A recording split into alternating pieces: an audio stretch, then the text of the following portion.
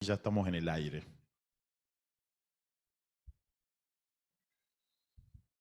Hola. Bueno, entonces ahí, ahora ya no funciona esto. Hola, hola. Ah, sí. Caramba, estoy cada día más sordo. Bueno, yo me escucho, eso ya es muy problemático, ¿no? No escuchar a terceros tiene su ventaja, pero no escucharse uno ya, eso sí, es realmente problemático. Bueno, como le decía, entonces estábamos, digamos, en el concepto del impacto holístico, el triple juego, digamos, cuáles son los problemas de focalizar en uno y no en los otros. Bueno, en cuanto a la reinvención del negocio, ya hemos hablado, habíamos planteado también unas cuantas herramientas para hacer un análisis de cuál es la situación de la empresa. Vieron ustedes, empezando por el estudio de la situación económica financiera, el FODA, la matriz de fortalezas competitivas, cuadro de mando integrales, costeo a base de ABC, etcétera, etcétera. Y habíamos llegado al velocímetro. Esto es, digamos, no es algo, como ustedes ven, digamos, siempre se trata de hacerlo.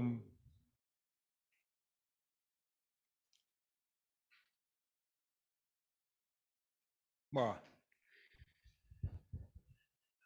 entra dentro de eso de lo que se llama pensamiento visual, o sea, tratar de traducir en alguna gráfica o en alguna figura o en alguna pintura cuáles son los conceptos que son los cuales se quiere transmitir o trabajar.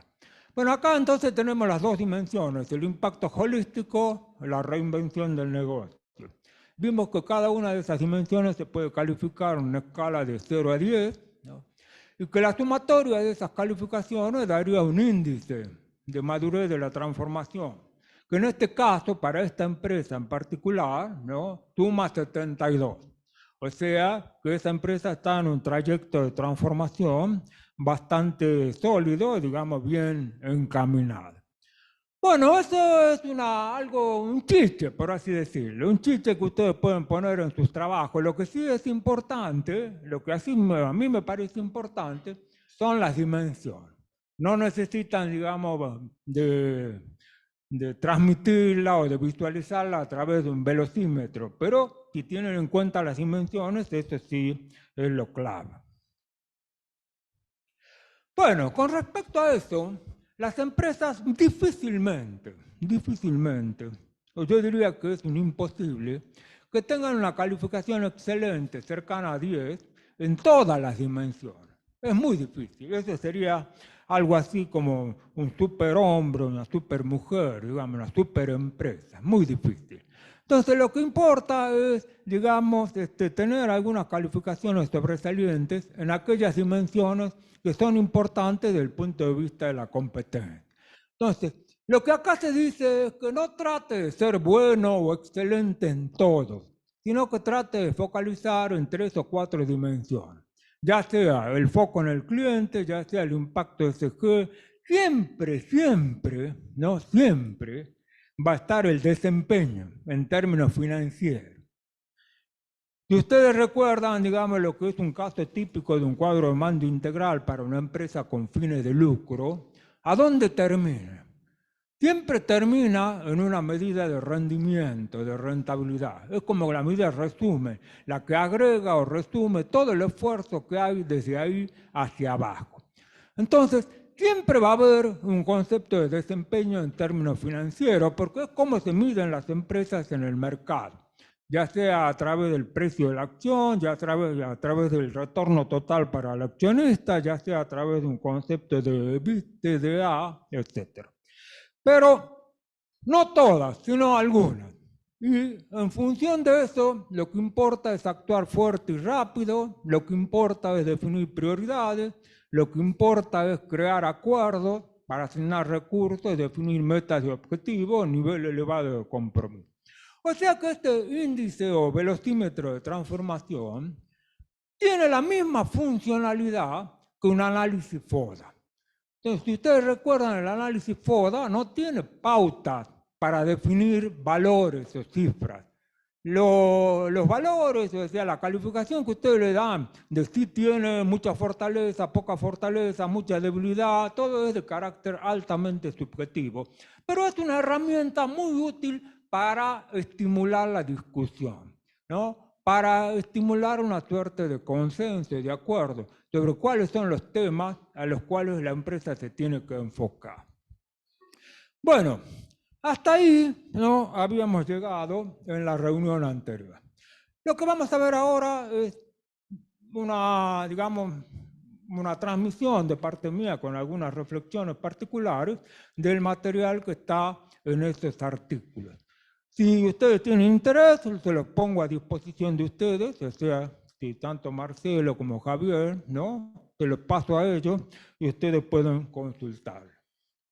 Bueno, lo que vimos en la reunión anterior fue tratar especialmente el qué, o sea, definir qué aspectos de la empresa tenemos que transformar, ¿no?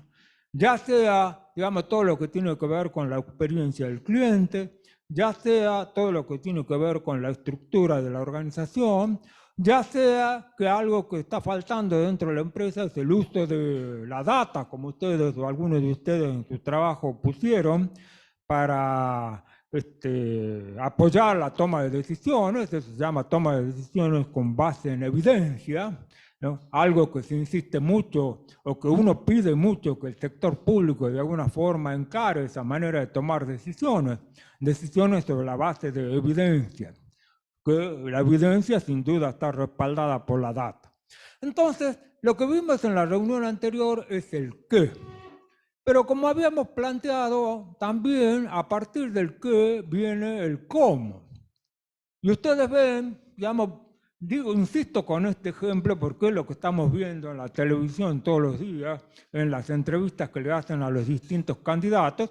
La insistencia es, bueno, ¿usted qué quiere hacer? Pero después la segunda pregunta, y ahí es donde empiezan los titubeos, las dudas, me voy por la tangente, es el cómo.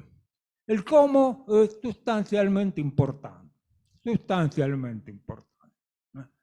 Mire, una anécdota muy privada, muy personal. Bueno, yo hice un curso de posgrado cuando las víboras volaban, como dice acá, o sea, en el año 1972, ustedes no deben haber nacido todavía. Y por supuesto el curso era esencialmente a base de casos, ¿no? Pero bueno, nos mandaban los casos, nos tiraban los casos y había que resolverlos desde las 6 de la tarde hasta las 12 de la noche y al otro día ya tenía que estar el caso, uno de los casos, porque eran una montaña de casos. Y uno, digamos, o en el caso mío particular, uno enfatizaba el qué. Bueno, los problemas son esto. Entrego la devolución, todo un tachón rojo, con letra mayúscula. Y el cómo, bueno, entonces me quedó grabado el cómo. Entonces el cómo es muy importante. Entonces lo que vamos a tratar de ver ahora es cuáles son los distintos pasos para implementar esa transformación. Y recuerden también de que el desafío no es solo hacer una transformación en forma inmediata o en un año, en 2 años, sino sostenerla. O sea, que aquellos impactos, aquellos cambios que hayan sido producidos con motivo de la transformación sean internalizados, sean asumidos, ¿no? Sean imbuidos dentro de la empresa y se conviertan en su forma de vida. Bueno, como en la reunión anterior, el primer asistente es el chat, ¿no? Entonces, ¿para qué nos vamos a esforzar? Veamos qué dice el chat. Entonces, puedes ilustrarme respecto a cómo pensar y cómo implementar una transformación de negocio. Gracias, ¿no? No se olviden, gracias. Hay que ser cortés con el chat. Bueno, con respecto al chat, ¿no? Así esa herramienta tan interesante que ha surgido en apenas pocos meses, es increíble el impacto que ha tenido. Nunca se vio, ¿no?, una herramienta o un asistente que en tan pocos meses haya tenido la tasa de adopción. O sea, con respecto a la tecnología, uno mide, bueno, hay un lanzamiento, hay un proceso de prueba, de error, la suerte, digamos, de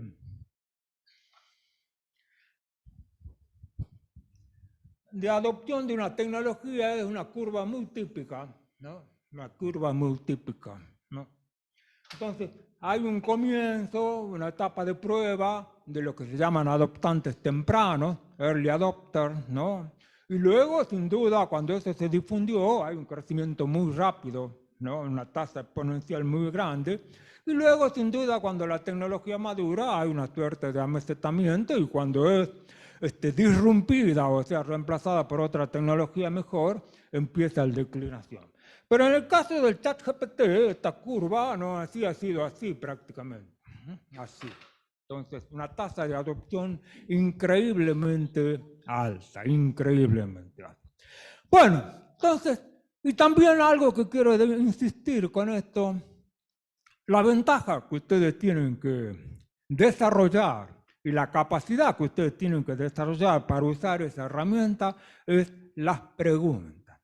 O sea, ¿qué preguntas le van a hacer? ¿No? ¿Cómo le van a preguntar para que el asistente pueda dar alguna respuesta válida, ¿no? Así que sirva? Y me acuerdo, ¿te acuerdas que hace cuánto, 11 años, era la capacidad inquisidora? ¿Te acuerdas que veíamos la capacidad inquisidora? ¿De qué? Cuando veíamos un seminario de las 6 reglas simples. Ah, Six Simple Rules, sí, sí. ¿Te acordás vos? Yo no me acuerdo, sí. Six Simple Rules, uno de los autores del cuadro de ese del lienzo de negocios, sí, creo que sí. 6 reglas simples. Un gran tema que plantea el profesor Medina.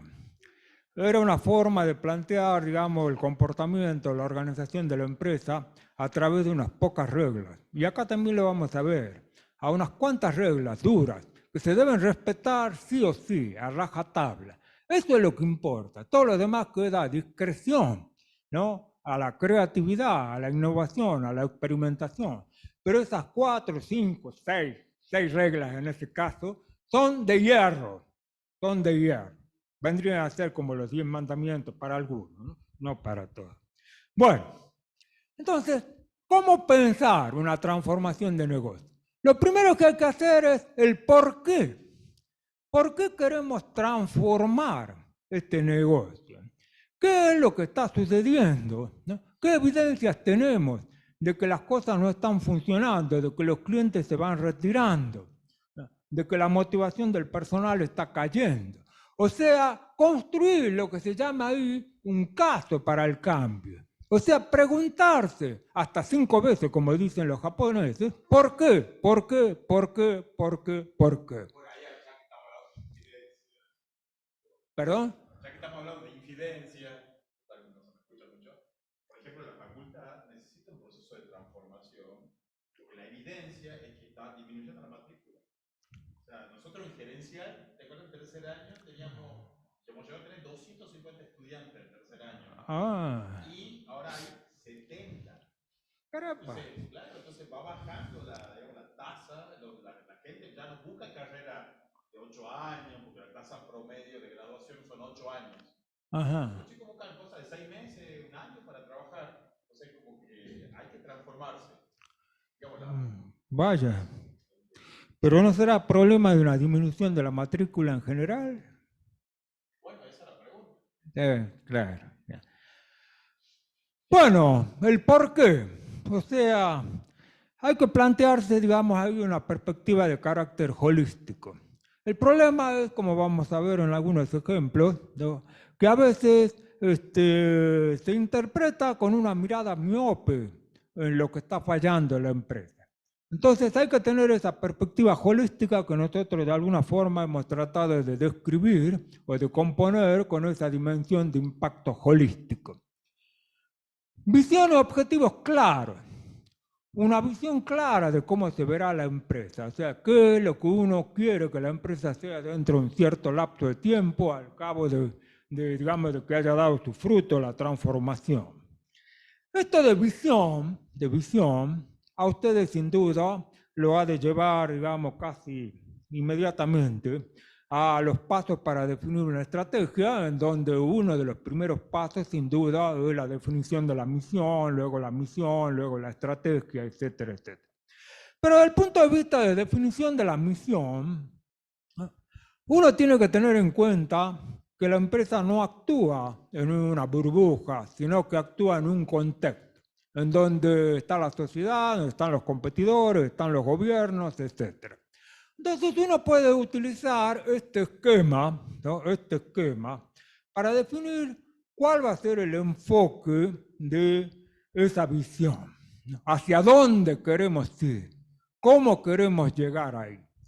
Y esto, digamos, en términos de lo que serían dos variables o dos dimensiones. Uno es el grado de predecibilidad del contexto, o sea, poca predecibilidad, mucha predecibilidad. Y el otro es el grado de controlabilidad o maleabilidad del contexto, o sea, en qué medida uno lo puede afectar, lo puede influir, lo puede moldear. Entonces, si tenemos un contexto que es predecible, ¿no? Pero poco controlable, bueno, esa es la definición de estrategia clásica, la que se estudia cuando uno ve, digamos, el concepto de estrategia de negocio desde, digamos, el pensamiento de Porter. Entonces, hace el análisis de la estructura de la industria, considera la estructura de la industria como dada, o sea, como algo que nosotros tenemos que aceptar, y a partir de esa estructura de la industria uno busca posicionarse de manera de tener una ventaja competitiva. Pero el contexto está dado, o sea que uno no lo puede controlar, no lo puede moldear. Si tenemos, digamos, un contexto que es altamente predecible y también controlable o maleable, bueno, tenemos un enfoque de visionario. Visionario es aquel que dice, bueno, yo sé cómo va a seguir el curso de los acontecimientos y tengo los recursos, las capacidades suficientes para darle una cierta dirección. El ejemplo del circo de Soleil es un ejemplo, digamos, de un concepto visionario de definición de estrategia, además de apuntar, como dijo un compañero de ustedes, a un mercado donde no hay competidor. Pero en el caso del Círculo de Soleil saben qué es lo que demanda la gente, ¿no? Saben cuál puede ser la expectativa de demanda de la gente y tienen los recursos o capacidades para hacer esa oferta. Ahora, si tienen un contexto que es controlable, pero muy poco predecible, estamos en un enfoque de moldeador. O sea, yo, de alguna forma, es lo que ocurre, no lo que ocurre. Piensen en el caso del teléfono inteligente, smartphone, Apple, ¿no? Nadie sabe cómo va a evolucionar la tecnología de los teléfonos. Esa tecnología es una tecnología altamente variable, con una tasa de evolución impredecible. Pero, ¿no? Ofreciendo ciertas cosas, uno puede controlar, puede moldear.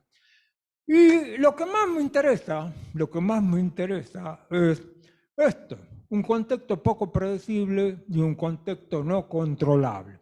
Y esto es lo que denomina un enfoque adaptativo. Adaptativo, que es lo que mejor se corresponde con ese famoso acrónimo que ustedes tienen de un contexto volátil, ambiguo, incierto, complejo, variable. Enfoque adaptativo. Y este enfoque adaptativo, ¿no?, es lo que mejor se corresponde con lo que uno define la empresa como un sistema de complejo adaptativo. Muchas veces una transformación se encara considerando a la empresa como una máquina, en el sentido de decir, bueno, nosotros estamos acá, ¿no?, punto A, y queremos llegar al punto B, ¿no? Y en función de eso se analiza, o sea, el clásico análisis, digamos, de definición de estratégica de Porter, se analiza la estructura, se analizan los competidores, se analizan los factores claves de éxito, se analizan, digamos, las fuerzas impulsores, se define la estrategia de negocio y se articula la operación de la empresa en función de esa estrategia. Pero ese modelo no funciona para este tipo de contexto. No funciona. Entonces, un sistema complejo adaptativo es un sistema que está compuesto por muchas partes que individualmente son simples, pero cuando se reúnen y actúan en conjunto son complejas. Y esas partes van evolucionando continuamente, adaptándose a la evolución del contexto. Entonces eso plantea lo que se llama una dinámica de emergencia. Emergencia quiere decir que nosotros tenemos que estar dispuestos a cambiar en una forma veloz, repentina, ¿no? A adaptarse en una forma veloz, repentina. Bueno, esto en cuanto, digamos, a cómo se define esa visión, ¿no? Que la transformación no simplemente puede ser algo lineal, donde uno tiene todo controlado. Al contrario, uno tiene que considerar que va a haber modificaciones en esto, que van a surgir estímulos desde afuera que obligan a replantearse lo que uno va a hacer. Bueno, los objetivos específicos y medibles, obviamente eso es un imperativo, ¿no? No se puede definir ningún proyecto, ninguna escala, digamos, ningún esfuerzo, ninguna estrategia de transformación si uno no plantea objetivos que sean específicos y que sean medibles. Un análisis exhaustivo de la situación actual de la empresa. Bueno, analizar con mucha exhaustividad y profundidad cuál es la situación patrimonial, económica y financiera. Analizar con mucha profundidad, digamos, las fortalezas y debilidades de la empresa. Analizar cuáles son, y acá viene algo muy importante, los impulsores de los costos y los impulsores de la diferenciación. ¿Por qué una empresa tiene costo bajo? ¿No? Uno podría plantearse, ¿qué es lo que determina que el costo de una empresa sea bajo? Y la primera respuesta en forma automática es el tamaño, la escala. Entonces, si ustedes tienen una escala muy grande, deben recordar cuál es el comportamiento del costo medio. A medida que aumenta el tamaño, ¿no? Así va disminuyendo el costo unitario. Entonces, acá tenemos costo unitario y acá tenemos volumen. Entonces, ese es un concepto de escala. Por supuesto, la escala tiene un límite, lo que se llama escala mínima eficiente, pero las empresas buscan ser grandes, ¿no? Y de ahí todo el movimiento de consolidación. ¿Por qué se consolidan las empresas? Porque buscan escala. Y al buscar escala, ¿qué lo están haciendo? Comprar en grandes volúmenes, los cuales tienen sin duda menores precios, poder de negociación para establecer los precios a los proveedores o para establecer incluso el salario a los empleados. Impulsores de costos e impulsores de diferenciación.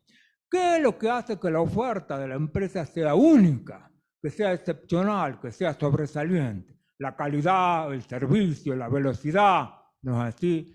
La excelencia en la atención. Entonces, eso es lo que uno tiene que analizar para definir cómo va a ser la transformación. Involucrar a las partes interesadas. Ningún esfuerzo de transformación funciona si es simplemente una directiva top-down. O sea, si un iluminado arriba, iluminado por el espíritu o por cualquier otra cosa, dice, esto es lo que hay que hacer. Muchachos, chicas, muchachos, arremánguense y esto es lo que vamos a hacer. Y vamos a ir desde acá hasta allá. Estas son las instrucciones, estos son los logros que se quiere alcanzar, esta es la manera que tienen que trabajar, estos son los tiempos. Eso no funciona. O funciona simplemente en aquellos casos que son muy simples, que son poco complejos, ¿no? En donde, digamos, no hay que esperar mucha variabilidad. Entonces, acá lo que se plantea es que hay que involucrar a los stakeholders, o sea, a los interesados. ¿Cuál es el concepto de stakeholder? Empezando por el cliente, empezando por los empleados, empezando por los mismos administradores, por el gobierno, por la comunidad, por el medio ambiente. Stakeholder. Entonces, sin esa involucración, sin duda que ¿qué es lo que ocurre cuando no se involucra a la gente? En primer lugar, la gente no compra lo que le están vendiendo, ¿no? Porque dicen que esto es una imposición, yo no colaboré en esto, entonces no lo compra. Y si no lo compra, no se compromete. Entonces, desde ya están, digamos, de alguna forma fracasando en el esfuerzo. Pero también hay que tener cuidado con esto, ¿no? Porque demasiada involucración, ese es el problema de la administración, ese es el problema que ustedes van a tener como gerentes. Recuerden, los extremos. Este es un extremo, este es el otro extremo, pero ustedes tendrán que elegir cuál es la medida justa. Entonces, tampoco es cuestión de, caramba, es cierto, eso vamos a tener que cobrar, ¿no? Muchas gracias, Jorge. Bueno, entonces, ¿cuál es el tema? El tema es de que hay un justo medio. O sea, en ese concepto de involucración a la gente, tampoco hay que ir al extremo y decir, bueno, yo lo dije, esto es lo que queremos hacer, ustedes hagan como quieran, o hagan como se les ocurra. Entonces uno dice, este tipo es muy abierto, muy participativo, hay un grado de involucración muy amplio. Pero ¿qué es lo que ocurre ahí? Cuando ese grado es extremadamente amplio, surge la confusión, surge la incertidumbre. Hay mucha disparidad de criterios. Al final de cuentas, uno no sabe a dónde se quiere ir. Entonces, el otro extremo de tener el mando único, exclusivo, es decir, estas cosas se hacen como yo digo y de esta manera, tampoco funciona. Entonces, ustedes tienen que encontrar el término medio justo. No es equidistante.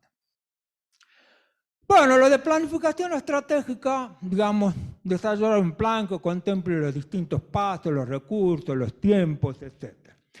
Pero hay algo que hay que tener en cuenta con respecto a esto que planteaba yo, de un contexto de carácter adaptativo, un enfoque de carácter adaptativo, ¿no? En un contexto de carácter VUCA, ¿no? Donde, digamos, hay una dinámica de emergencia, o sea, las cosas pueden surgir de una manera imprevisible y necesariamente hay que adaptarse. Entonces, ¿qué es lo que se requiere para enfrentar situaciones imprevistas? Bueno, no digamos un cine negro, pero entra dentro de las situaciones de imprevistas, ¿no? Pero, ¿qué es lo que se requiere para ser adaptable? O sea, para hacer frente a esas situaciones imprevistas. Lo que se requiere, además de agilidad, que es otro concepto importante que uno tiene que asumir, ¿no? Además de flexibilidad, que es otro concepto importante que uno tiene que asumir, se requiere algo muy difícil, para los cuales las empresas o las instituciones que están preocupadas por una meta o un enfoque de optimización y de eficiencia no lo pueden lograr. Financiero, en términos de dotación de personal, demandas que se están planteando que no han sido previstas. Entonces, holgura. La holgura, sin duda, tiene un costo. Porque yo, digamos, en lugar de tener un personal, un empleado, tengo dos, ¿no? En lugar de tener un saldo mínimo de caja, óptimo de caja, tengo un saldo un poco más grande. Entonces tiene un costo. Lo mismo ocurre con el inventario, el costo de la inmovilización. Pero es un costo que vale la pena pagar según el contexto. Cuando uno está expuesto a esas situaciones de carácter imprevista, no así, es necesario tener holgura. Y ahí es donde se plantea, ¿no?, algo, digamos, que es una suerte de conflicto, ¿no?, entre una meta de eficiencia, ¿no?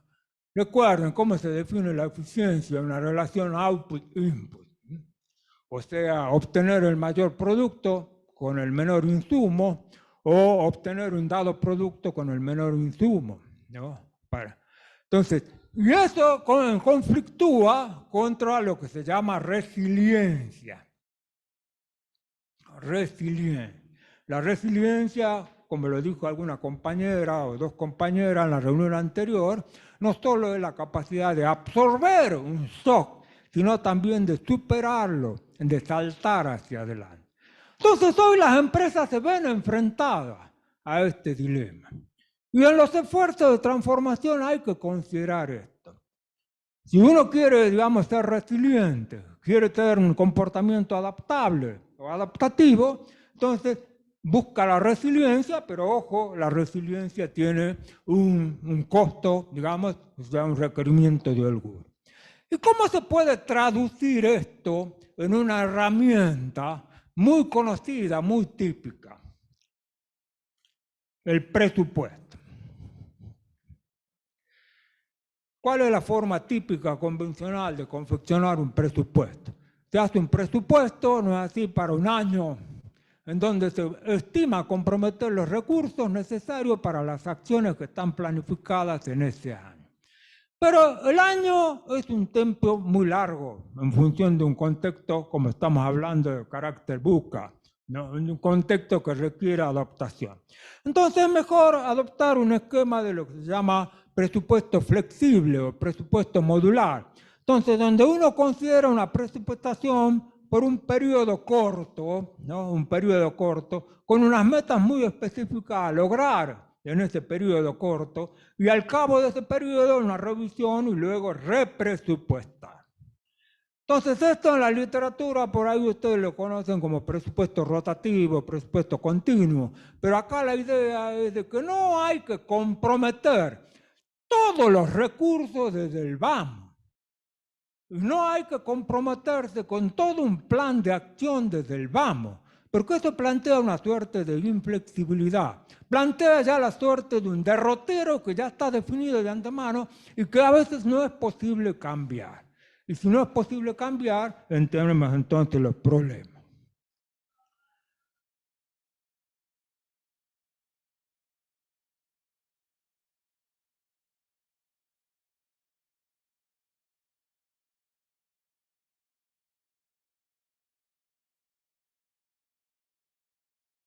¿Pero qué va a hacer? Este es el problema, ¿no? Muy bien. Entonces, ¿cómo implementar la transformación? Lo primero, el liderazgo. Algo sobre lo cual se insiste mucho.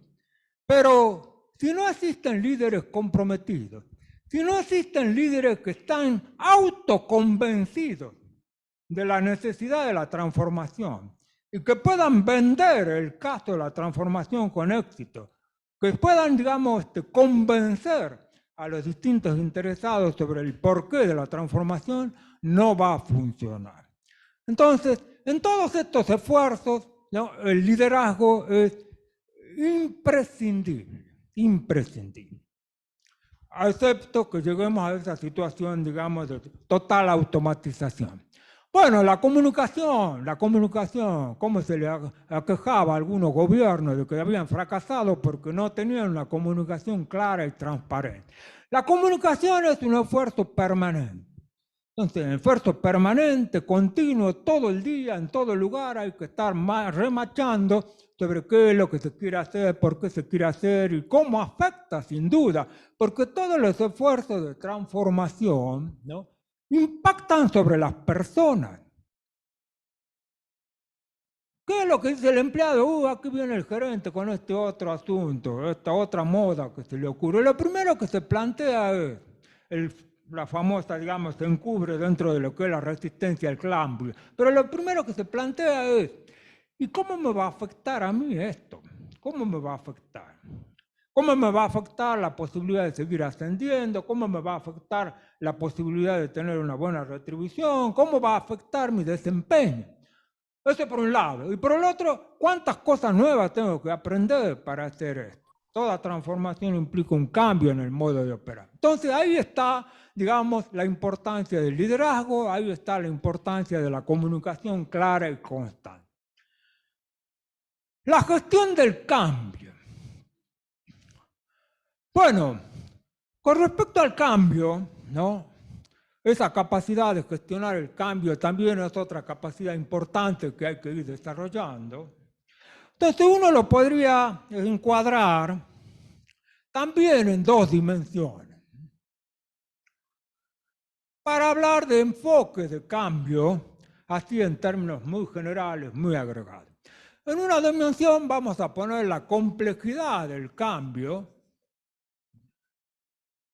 si es muy complejo, si es poco complejo, y en la otra dimensión vamos a tener si es consistente el cambio, o sea, si tiene un alcance inmediato, localizado, digamos, sin mucha trascendencia, o si hay una fuerte diferenciación, o sea, respetar, digamos, lo que son los gustos o preferencias locales. Bueno, si estamos en una suerte de un cambio que es para nada complejo, ¿no? Y que está muy acotado, muy estandarizado, muy uniforme, bueno, aquí sí influye el enfoque ese top-down, o sea, el enfoque del directivo. Esto es lo que hay que hacer, muchachos, esto es lo que hay que hacer, ¿no? Esto es lo que queremos lograr, estas son las cosas que hay que hacer, estos son los tiempos, y aquí, así tienen que trabajar. Pero si están, digamos, en una situación más compleja, con más trascendencia, ¿no?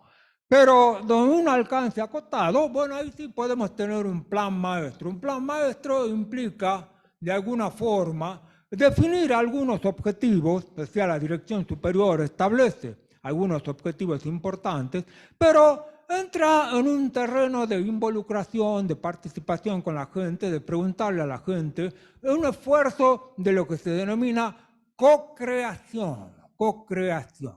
O sea, todos juntos, ¿no? Vamos a participar en esto. Bueno, si estamos en este asunto donde es poco complejo, donde se requiere mucha preferencia, esto sería un, digamos, autoimplementación. O sea, lo dejamos en manos de la gente. Que la gente, de alguna forma, establezca qué es lo que hay que hacer, cómo hay que hacer. Ahora, si estamos en una situación muy compleja, con gran diferenciación, bueno, ahí sí tenemos un cambio emergente. Unas cuantas reglas duras, unos cuantos objetivos duros, ¿no? Y crear las condiciones para que la gente implemente el cambio. ¿Qué significa crear las condiciones? Darle los recursos, ya sea tecnológicos, financieros, de personal, etc. Darle las capacidades que necesitan, darle los tiempos que necesitan y que ellos, ¿no? Que ellos determinen cuál es la mejor manera, pero no se resignan los logros, ¿no? Y tampoco se resignan algunas reglas que son muy duras. No se resignan. Digamos, aprovechando la presencia del señor decano acá, las cátedras pueden hacer lo que quieran, sin duda, porque existe autonomía de cátedra. Pero muchachos, ustedes tienen que tener un desempeño de excelencia en sus alumnos y tienen que tener un desempeño, digamos, de excelencia a nivel docente. ¿Cuáles son estas reglas duras? Las reglas duras son, por un lado de los docentes, muchachos, ustedes no pueden retrasarse en lo que significa conocimiento de frontera. Esto es desde mi punto de vista, ¿no? Desde el punto de vista de los alumnos, ustedes tienen que hacer un esfuerzo, digamos. O sea que son unas pocas reglas. De ahí para abajo, ¿no? De ahí para abajo. El profesor, el docente, el auxiliar puede plantear su cátedra como le guste, ¿eh? Con exámenes, sin examen, pero al final de cuentas, lo que el logro tiene que estar bien definido dentro de esas pautas que no se cambian. Priorización. Famosas áreas críticas. Priorización. Acá, algo que viene desde la estrategia. Algunas empresas, digamos, plantean, y no solo las empresas, también las instituciones, plantean que hay que darle todo a todo el mundo. Hay que atender a todos los segmentos del mercado, todas las demandas. Eso es prácticamente imposible, esa es una receta para un logro mediocre, ¿no? Así también mucho derroche y mucha ineficiencia. Entonces, una de las principales definiciones estratégicas es qué no hacer. Y el qué no hacer, por reverso, digamos, implica definir qué hacer, o sea, establecer prioridades. Sin prioridades o áreas críticas no se funciona.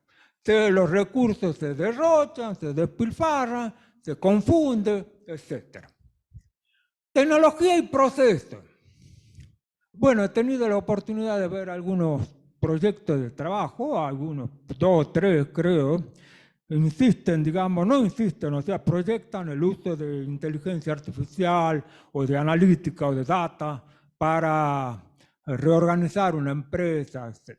Con respecto a la tecnología, ya sabemos, la tecnología es un must do. Sin tecnología, sin digitalización, sin automatización, no se puede funcionar hoy en día.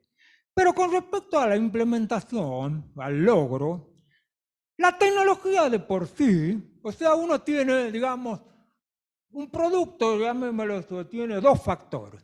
Uno es la tecnología de por sí, que esto representa el 30% del esfuerzo, ¿no? El 30% de lo que se involucra para que esa tecnología... El otro 70% es la organización, los procesos, las capacidades que tiene la gente. ¿Cuántas veces uno ve de que se decide transformar una empresa y piensa en tecnología? Bueno, traigamos la tecnología, pero la gente no sabe cómo usarla, la gente no está motivada para usarla, los procesos son inconsistentes con la tecnología. Entonces, incorporar una tecnología dada implica también una cierta rutina y también una cierta formalidad y también una cierta forma de hacer las cosas dentro de la empresa. Entonces, si no tienen en cuenta esto, el lado humano por un lado y el lado organizacional por el otro, la tecnología, aunque sea la última, de última generación, no va a producir efecto.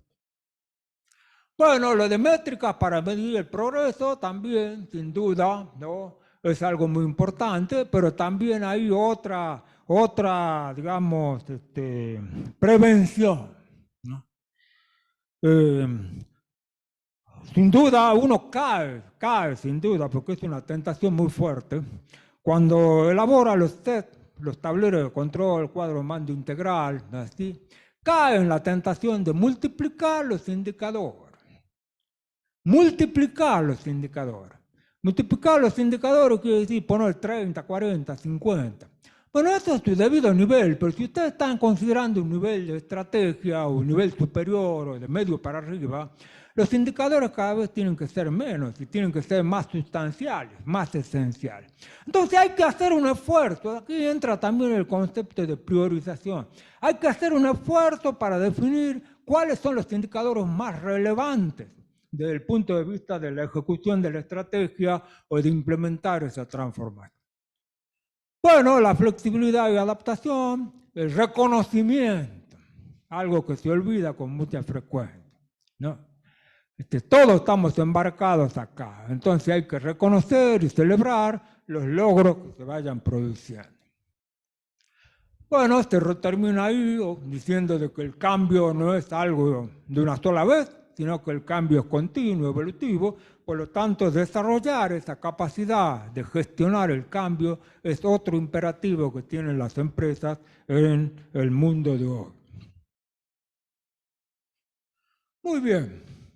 Bueno, acá tienen, digamos, un pequeño recuerdo de cuál es el compromiso, de cuál es la actitud, de cuál es, digamos, la postura que tienen que asumir los líderes para llevar adelante una transformación, ¿no? Muy bien, vamos a los casos. Ustedes tienen ahí un caso. Léalo con atención. ¿Cuál sería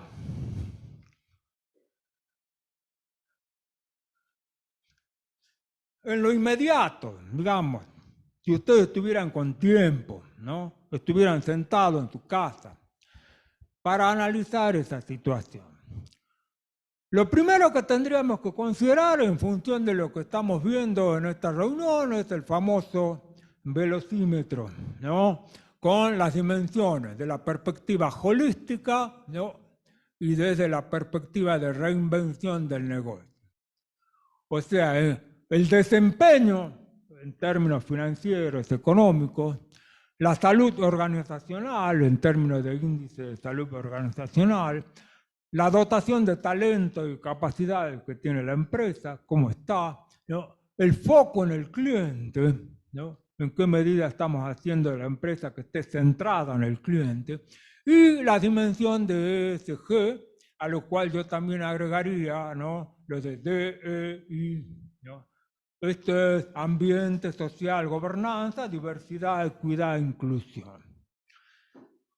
Ojo con esto, ¿eh? No es una cuestión liviana esto de diversidad, equidad e inclusión. Y si no, atiendan al famoso Me Too, ¿no?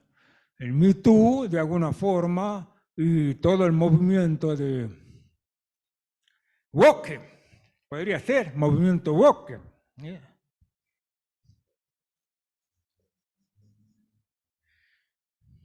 Supongo que sabrán, las chicas saben lo que es el Me Too y lo que es el woke. Entonces la presión que se hace, ¿no?, para dar cabida a mayor diversidad dentro de las empresas, ya sea en términos de género, en términos de orientación sexual, en términos de origen, digamos, raza o de origen étnico, en términos, digamos, de niveles de ingreso, etcétera. Ese es el concepto de diversidad.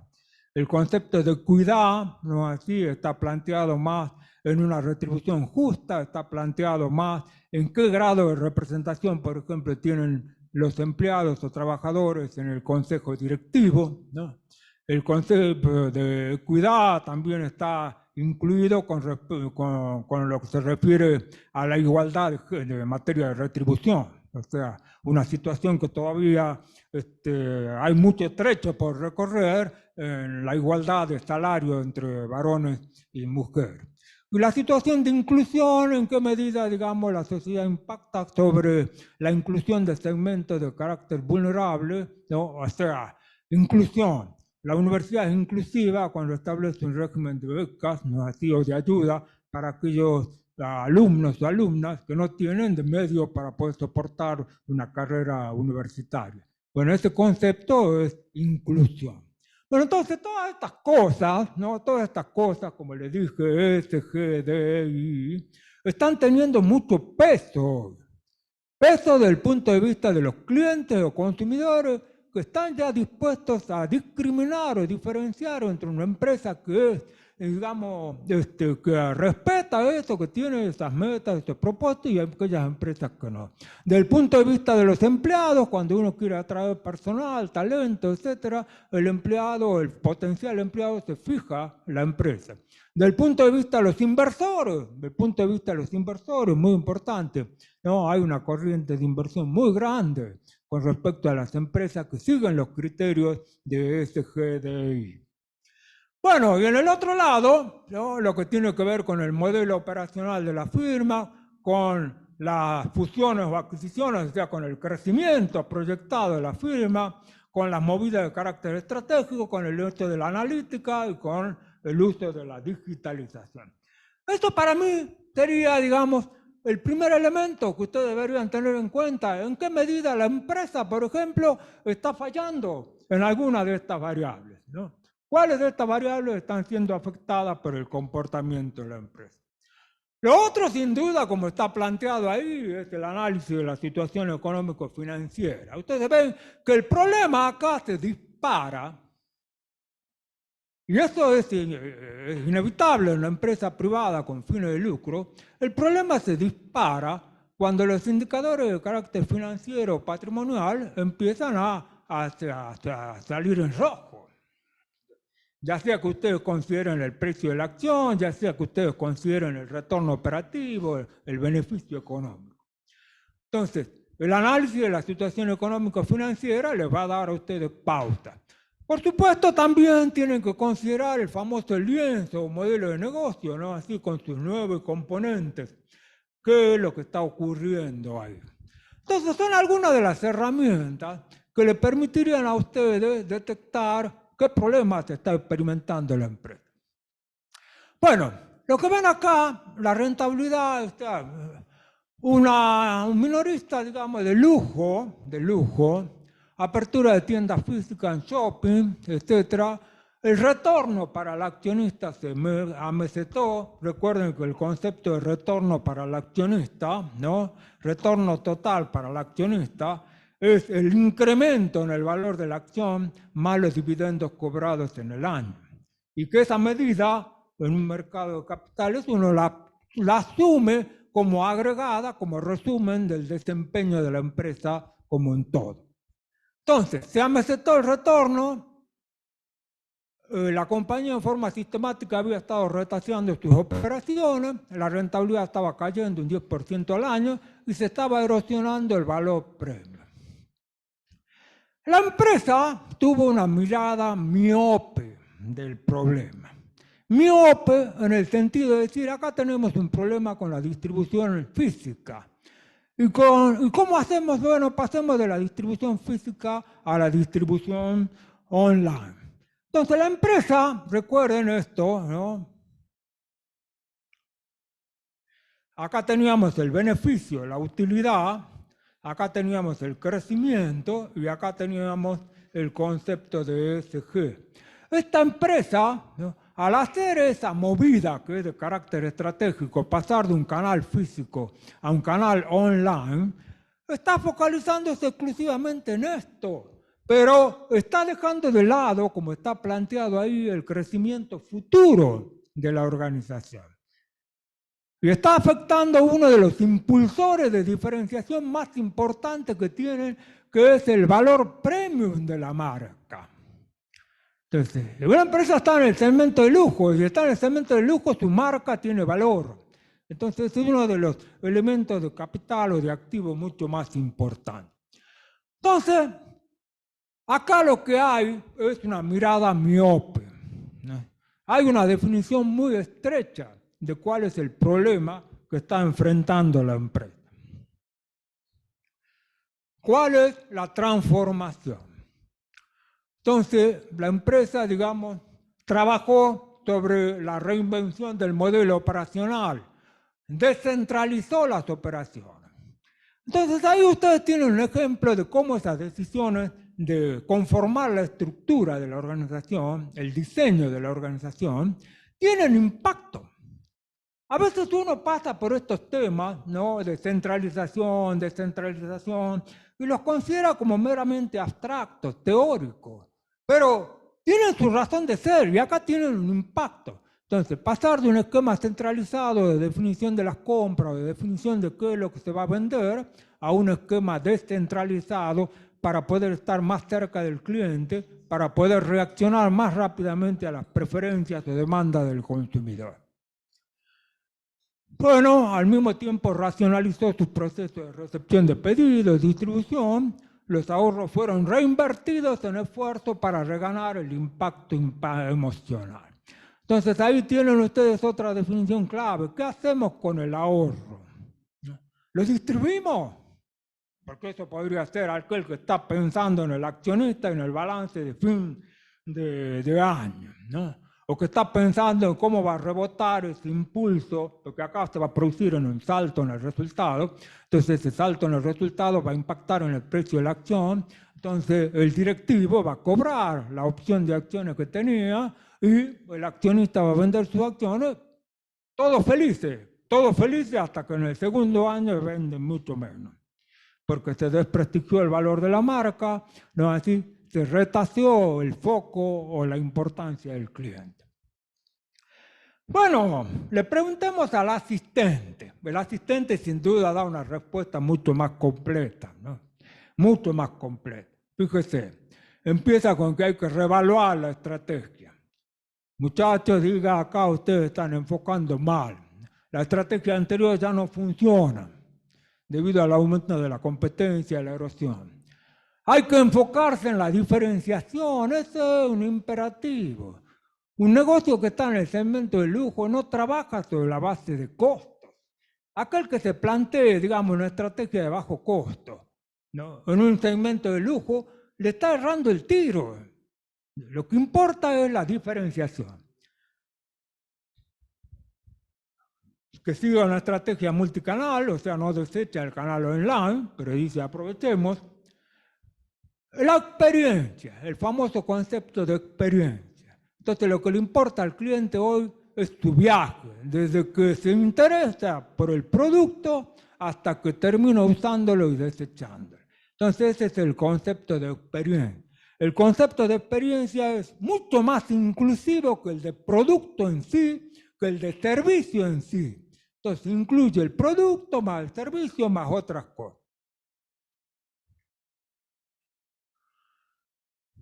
Colaboraciones, o sea, en qué medida podemos asociar algunos esfuerzos, algunos influencers.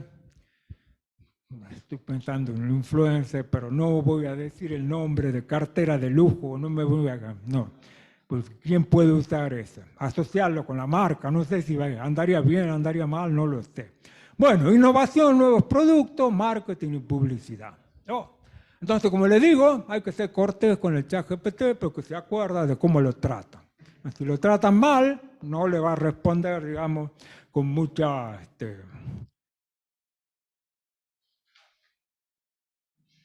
Fabricante global de hardware.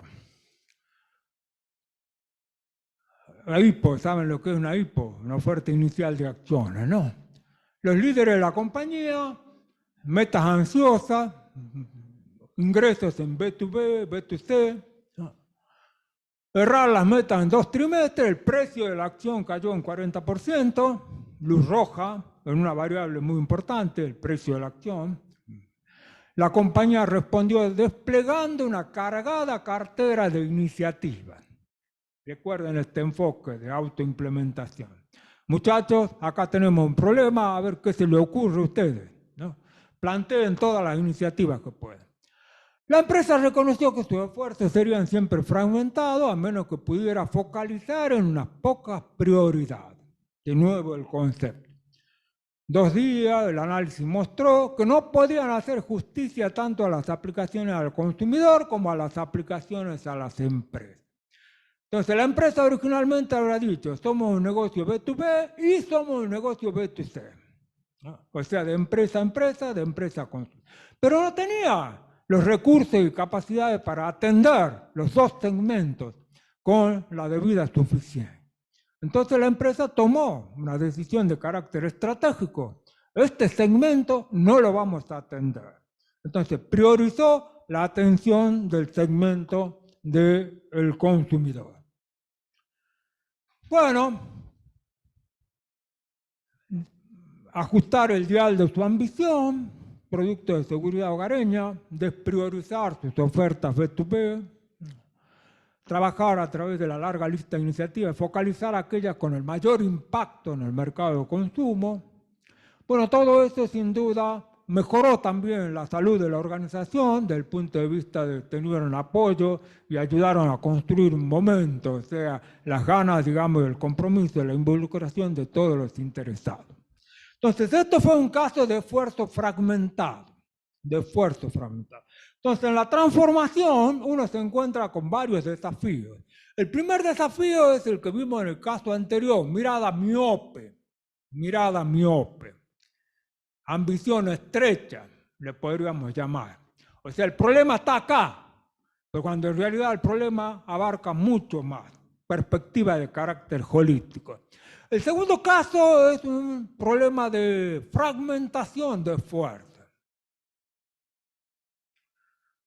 Muchas iniciativas, de pelote, para así decirlo, mucha confusión, mucha desrollación, mucho derroche, mucha ineficiencia y al final no se logra nada. Entonces ahí el foco está en las prioridades. Todos estos 2 desafíos, ¿no? Como ustedes ven, se asocian mucho con el qué, o sea, qué es lo que tenemos que transformar.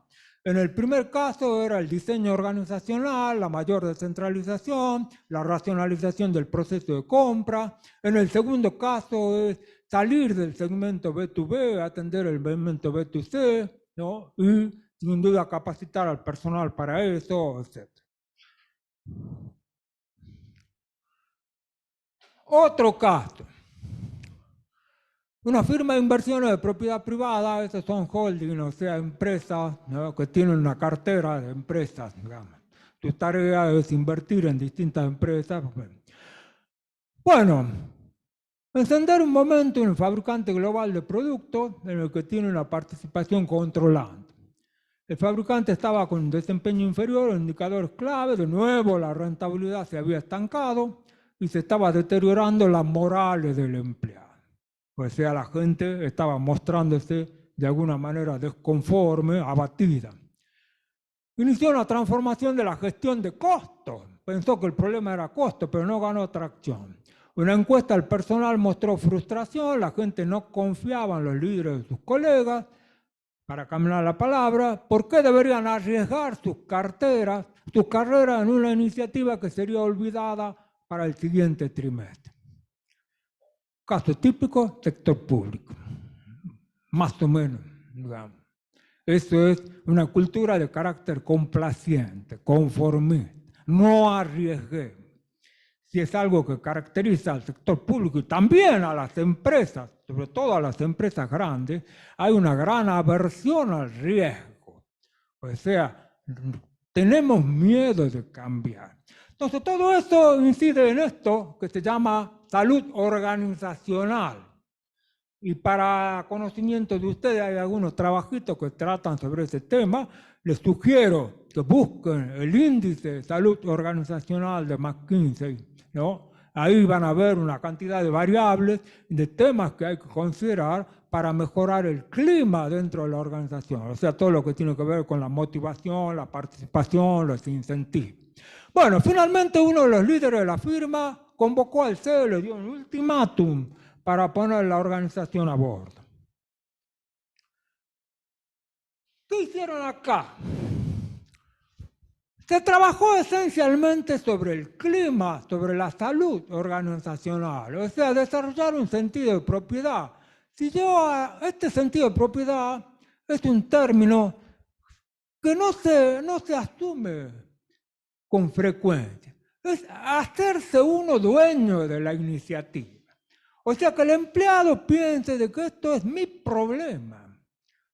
Este es mi problema, mi esfuerzo. No es solamente el problema del gerente o únicamente el problema del gerente. Es mi problema. Entonces, esto significa un sentido de propiedad, un mecanismo de rendición de cuentas.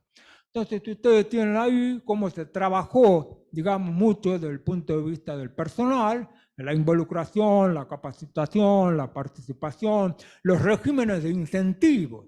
Otro tema que también no se le da mucha bolilla. Pero la empresa privada con fines de lucro, el tema de incentivos es muy importante. Y también debería ser. No voy a pasar un avisito, no voy a pasar, no, de ninguna manera. Pero ha salido el tema de los vouchers, ¿no? En la educación. Bomba de un lado, bomba del otro. Se quiere destruir la educación pública. ¿Pero qué es el voucher? El voucher es una herramienta, simplemente para crear un incentivo de mejora. O sea que la escuela que tiene un mejor desempeño, sin duda va a tener mayor afluencia de alumnos. Y si tiene mayor afluencia de alumnos, va a poder demandar justificadamente, y ese es el gran problema, va a poder demandar justificadamente un mayor presupuesto, una mejor asignación de recursos, una mayor tecnología. O sea, dejemos de lado, digamos, el componente de carácter ideológico, que sin duda lo tiene, pero acá lo que se está planteando es un tema de incentivo. Yo también me pregunto, y le traigo a colación a ustedes, tenemos un gran problema con la seguridad, ¿no? Tenemos un gran problema. Yo siempre pienso, digo, ¿cómo se manejan los incentivos dentro de la estructura policial, por ejemplo? Entonces, todas las comisarías son iguales. Y no puede ser. Entonces, hay que descentralizar, en mi opinión, ¿no? Y hay que darle mayor autonomía, de manera de que si esa comisaría tiene un mejor desempeño, sea mejor valorada. O sea, de esa manera uno crea en el personal el deseo de mejorar. Entonces, sin el incentivo no existe este deseo de mejorar. De ahí que el tema de incentivos es un tema muy importante en la empresa privada con fines de lucro y obviamente también debería ser en el sector público. Bueno, el último caso ya, ¿no? Un problema, digamos, de que había una suerte de incertidumbre. Vino el COVID, la empresa dejó de trabajar, se desmanteló la estructura jerárquica, entonces no había ninguna manera, digamos, de cómo seguir adelante. Mucha incertidumbre. ¿Cómo seguimos? Es la gran pregunta. Bueno, lo más importante de todo esto es cuando hay estos esfuerzos de transformación, Cuando hay estos grandes esfuerzos de automatizar, digitalizar una empresa, es muy importante centralizar el comando y la directiva de ese esfuerzo. Entonces acá lo que se llama es una oficina de transformación. Entonces es una oficina que tiene como cometido definir cuáles son los pasos, definir cuáles son las medidas con las cuales se van a evaluar los logros, los alcances, los efectos, etc. Entonces eso es algo muy importante. Luego, sin duda, definir, digamos, los KPI, o sea, los indicadores de desempeño. Entonces los indicadores específicos. Entonces todo pasa por acá, todo pasa aquí por clarificar la dirección. Clarificar la dirección significa tener pautas claras de evaluación del desempeño. Entonces, ustedes tienen ahí una oficina única centralizada de control, los indicadores, las medidas de rendición de cuentas y la digitalización. Entonces, bueno,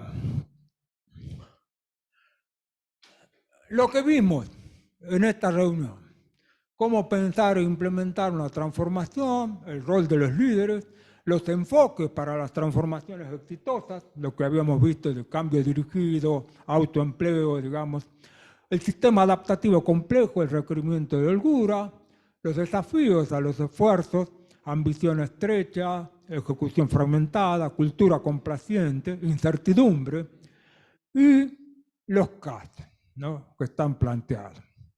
Muy bien.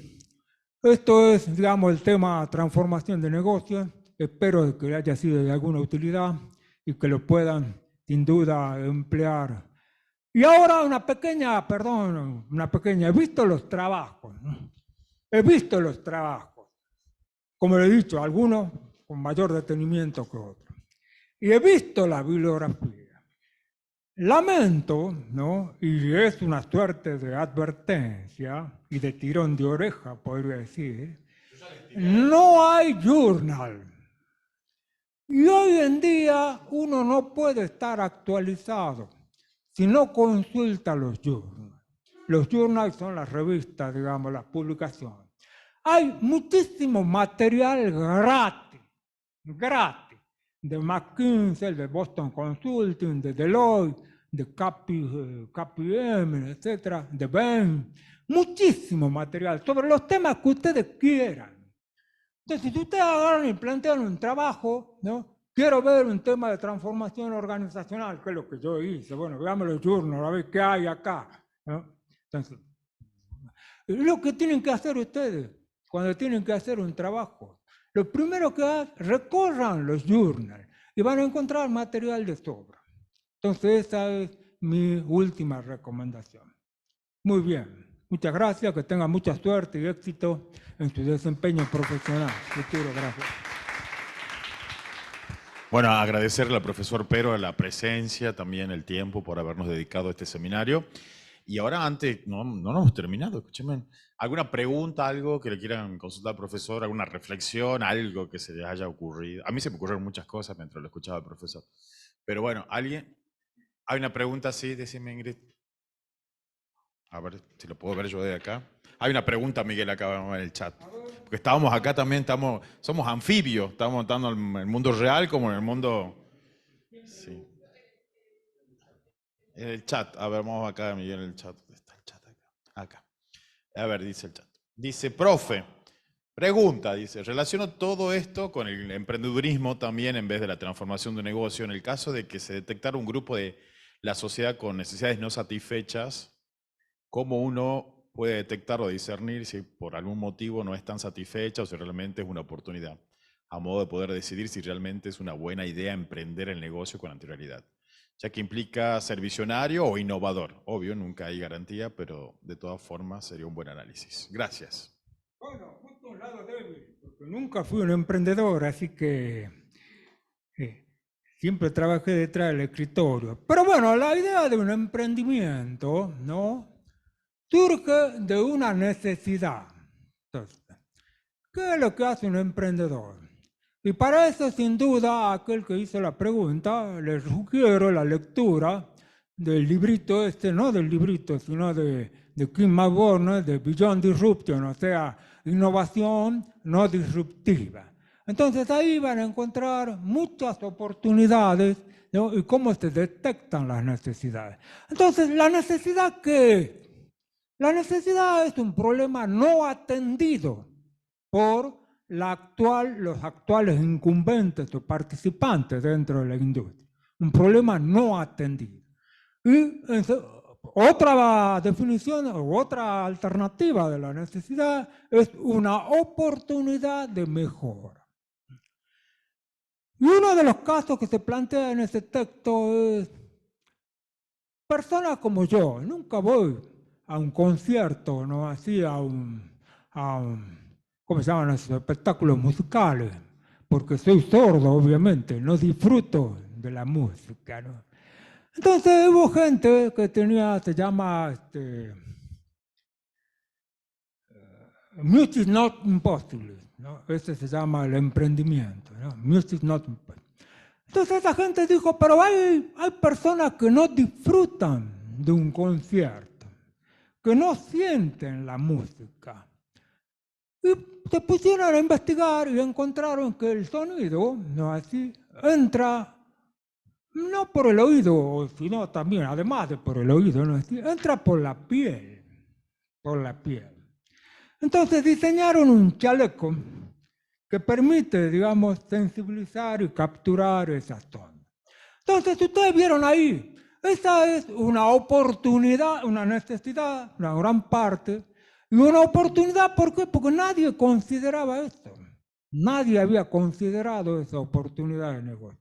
Entonces aparecieron estos con su chaleco y sin duda tuvieron un éxito muy importante, ¿no?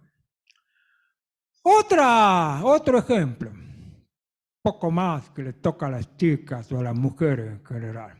La famosa toallas higiénicas. Es un producto caro, difícil de fabricar. Difícil de fabricar y caro.